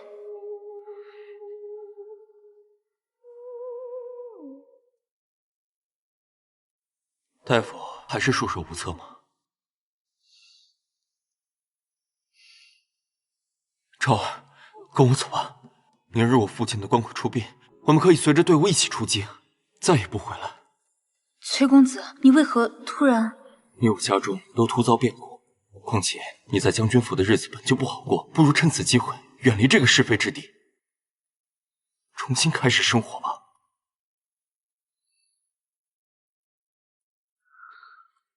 这是楚木给你的建议吗？崔丞相，又真的是突然重病身亡吗？为什么会这么问？看来我猜对了。知道了什么？崔丞相和楚木同时遭难，并非偶然，而是有同一伙人想要他们的命，对吗？他们应该早就知道会有此难，所以早早做好打算。楚木给我准备了和离书，而崔丞相则是借自己的出殡仪式，把你送出京城。崔公子，现在无论是丞相府也好，将军府也罢，都到了生死存亡的时刻，你我同为幸存者。难道你还要瞒着我吗？父亲，他的确不是病逝，而是中毒。父亲发现自己中毒后，便叫我过去，告诉我出殡的计划。他们究竟为何招致杀身之祸？只有他们知晓的消息。难道是沈家的事？不。我沈家早已落败，根本没有余力复仇，而且我的父兄也绝对不会使出这种下作手段。那是因为出手之人根本就不是沈家。这是父亲留给我的，上面讲述了整件事情的来龙去脉。他们当年陷害你家，并不是恶意。皇上老了，疑心病越来越重。昨日他把你我喊过去，恐怕就是在暗示沈家不能留了。就算你一再为沈家担保，恐怕也无济于事。皇上会用，幸好太子是个明事理的，不如等他登基。来不及了，皇上要动手，恐怕就这几个月。既然如此，那我就先下手，将沈家送出朝堂。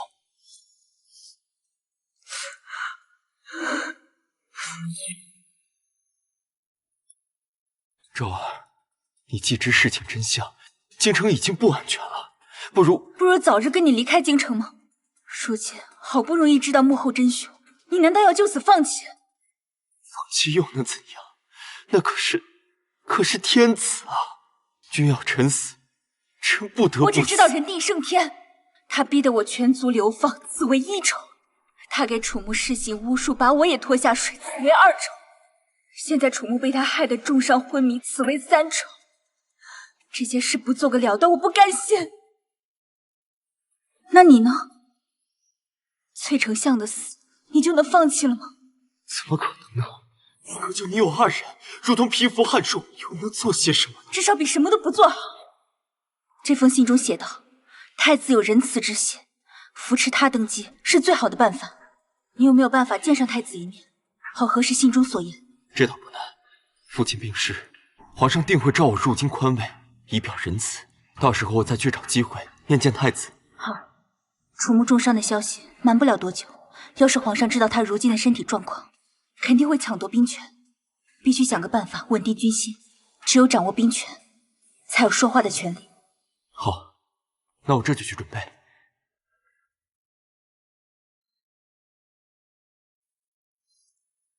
楚墨，你是想保护我才隐瞒真相的吗？我要等你醒来，亲自和我解释，否则我绝对不会原谅你。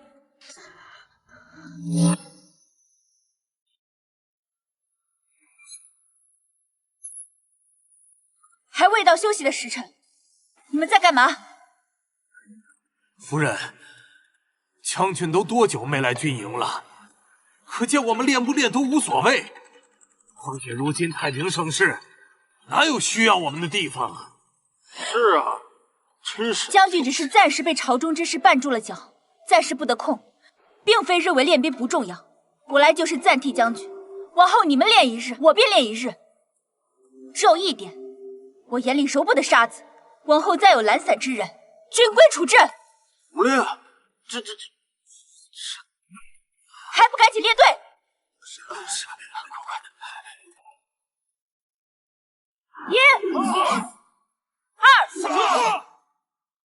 看样子我们之前是误会将军了。真是将军太忙，夫人都被迫出马了。但是只要夫人跟着俺们练，俺就心服口服。夫人，丞相府来信。太子聪慧正直，心怀天下，知晓皇上残害忠良，十分内疚忧心，可进行下一步计划。当下虽然将现状稳住了，但终归不是长久之计。逼皇上退位，只靠我和崔欢远远不够。况且到时候免不了宫变，带兵打仗可不像练兵，喊喊口号就行了。还有太子的态度。夫人，要不去歇会儿吧？还有1个时辰就到休息时间了。夫人，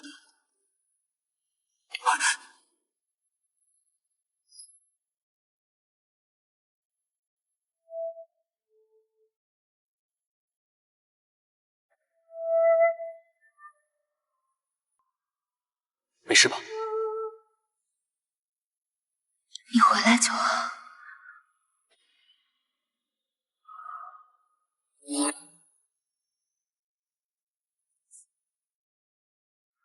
我在。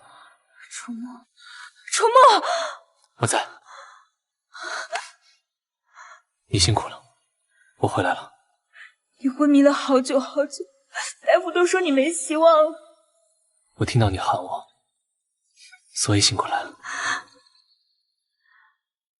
大夫几乎是给你判了死刑。大夫说我多年练武，身体里的真气救了我一命。真气？那不都是话本里的吗？谁知道呢？你我都能身体互换，还有什么是不可能的？也对，而且你重伤之后，你我再也没有换回来了，说不定巫术已经解了。好了，我都回来了，不要再板着脸了。好什么好？楚墨，我父亲的案子是怎么回事？还有那份和离书到底是怎么回事？你真把我当3岁小孩吗？事事都打着为我好的旗号瞒着我。我是尚书之女，也是将军夫人，我有权利知道真相，同时我也有义务跟你一起承担。我知道错了，没有下次了。还有你想的那是什么破办法？明知道皇上要杀你和崔丞相，却还想用自己的死来隐瞒我和崔欢出城。这还没有伤敌1000，你就想着自损800了。送你离开是我们最后的手段。我们早就察觉到皇上的转变，上次新使的话让我们更加确认皇上的杀心。我和崔丞相早就联系了各地的藩王，准备加速太子的登基，只是没想到皇上居然这么急，直接对我们下了杀手。崔丞相的事，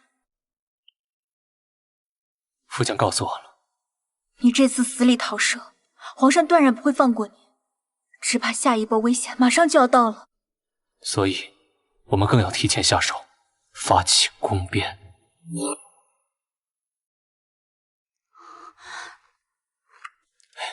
无妨，我已经将人全部支出去了，不穿鞋就下床。这不是重点。这就是重点，你脚上都是水泡，你自己没有发现吗？别，我看看，幸好水泡没破，保险起见，还是换次药吧。别动，痒。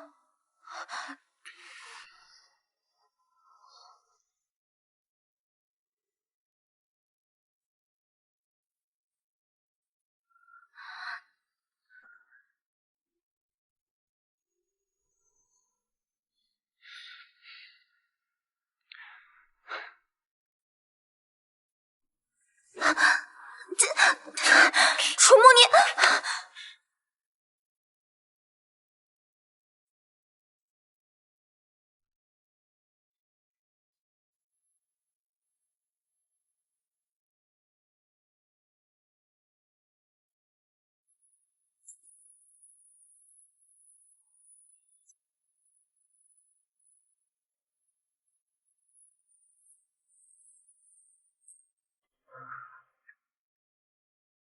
瘦了好多。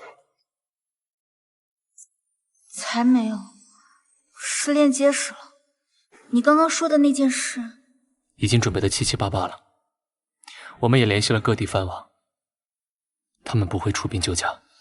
皇宫也只有御林军，他们抵抗不住我的军队。起兵讲究的是一个名正言顺。太子那边虽有意向，但似乎还没有下定决心。你连太子的事都知道了，你猜的没有错。这部险棋在丞相府。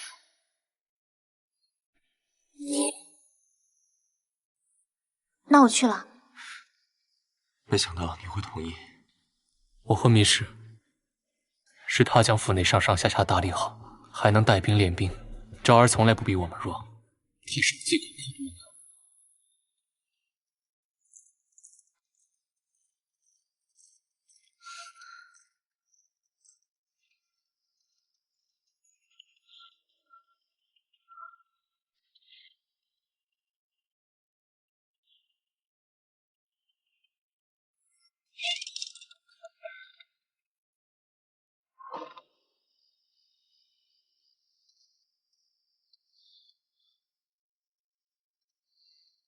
他进去太久了，我等不了了。哎，等会儿，现在宫内没有任何动静，说明他还没出什么事儿。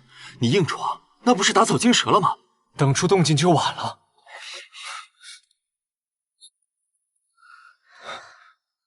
如何，昭儿？太子还是有诸多顾虑。无妨，事到如今，大不了硬闯，事后再立一个傀儡皇帝罢了。但经过我的一番劝说，太子答应了。3日后子时，烟花为号。辛苦你了，昭儿。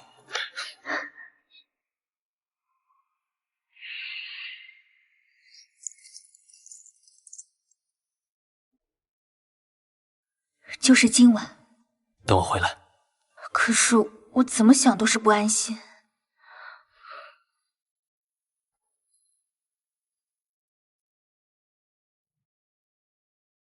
这么沉？听他们说护身符越硬越挡灾，我就找匠人打了块玄铁的。应该不是这个意义上的硬吧？管他呢，够硬就灵。万一我……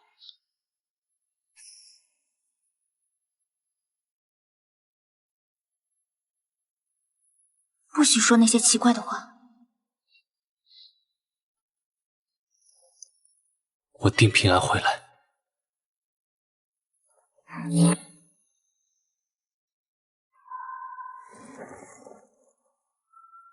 我回来。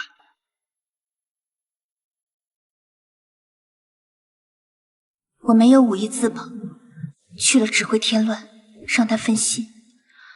我该做的是替你守好将军府，你放心去吧。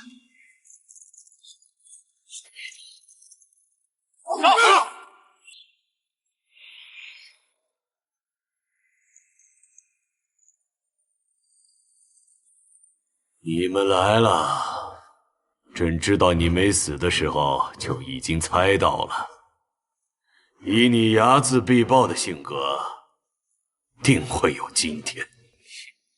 睚眦必报，那也是别人先惹我，若非陛下几次三番想要我性命，我怎会被逼到如今这个地步？朕没有错，是你们背叛了朕。先是沈家，然后是你楚家、崔家，合起伙来要朕的权，无稽之谈。家父为表忠心，直到去年才准我入仕，还是从最边缘的闲散官职做起。陛下难道看不见吗？你害怕的不是我们夺权，而是自己老去的身体。你发现自己的精力越来越有限，甚至上朝时都会意外睡去。陛下，背叛你，只有您自己。闭嘴！你若老老实实当个皇帝，我们三家至少可以保你安享晚年，保着天下几十年繁荣昌盛。我们今日不是来夺江山的，而是来保护它。保护？说得好听！群乱臣贼子，你们只配在史书中遗臭万年。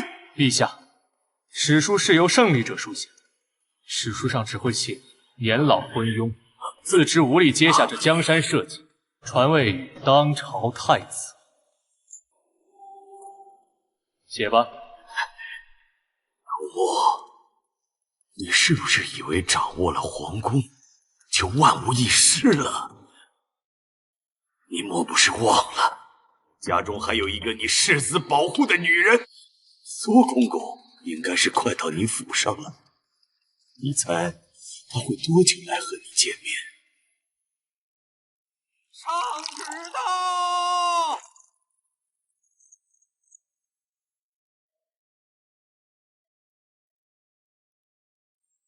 夫人是没听清咱家的话吗？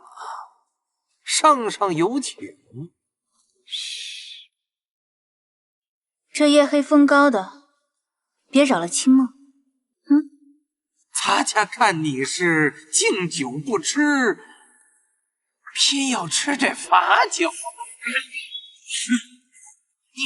你敢对我动刀？吃了雄心豹子胆了！你要再不走，下次掉的可不是帽子。他不会来的。什么意思？你当将军府夫人是软柿子吗？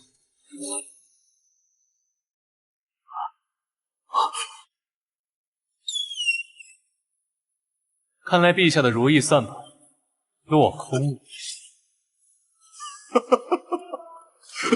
是你自己写，还是要我逼你写？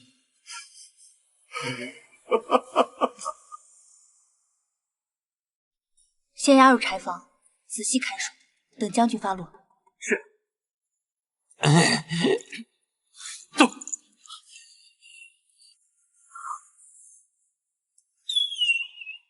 夫人，成了，真是成了，成了，他们成功了。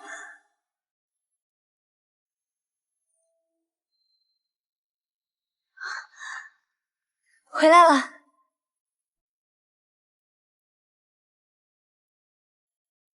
楚木呢？他还没有回来吗？他在后面的马车里。怎么出去他还变娇气了？我去找他。哎，沈姑娘，楚木他中了一箭，如今恐怕……你说什么？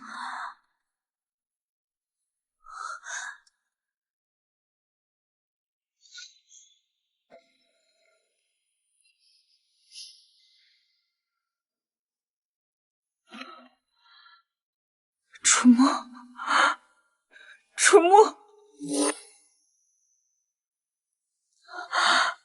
上次那么重的伤你都挺过来了，我求你了，一定不要有事，我什么都答应你。不哭，我想要个孩子。行，要生几个都。你说的我都记住了，要几个都行。你没事啊？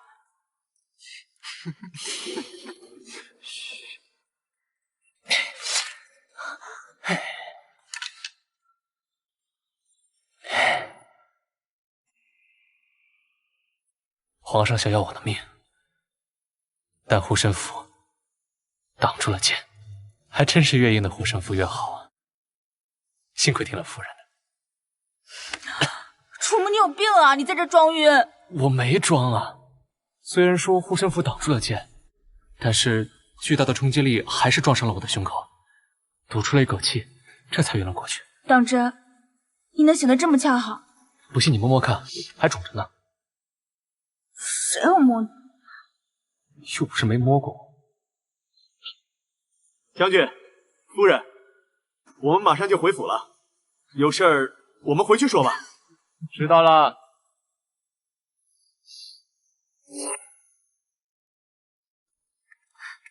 夫人好，夫人好。夫人是脾气很大吗？大家都对她这么恭敬。恰恰相反，大家对夫人的恭敬都是发自内心的。以前将军府几次陷入危机，都是将军夫人挺身而出的。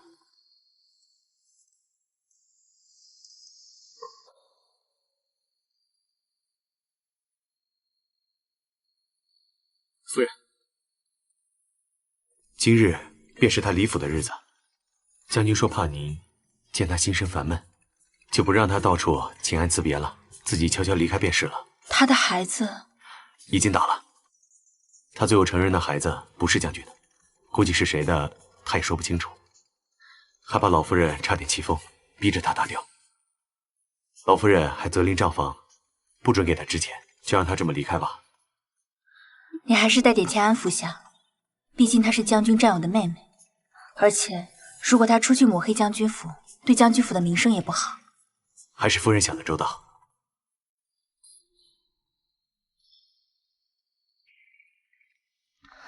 夫人，你今日下旨这么早？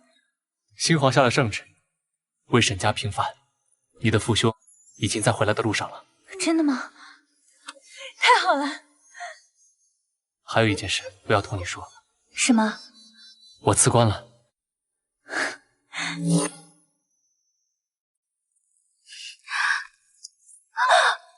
走路小心点。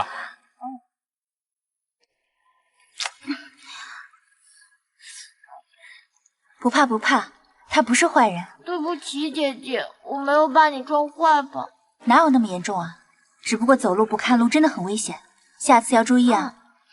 姐姐，你不舒服一定要跟我说，我带你去看神医。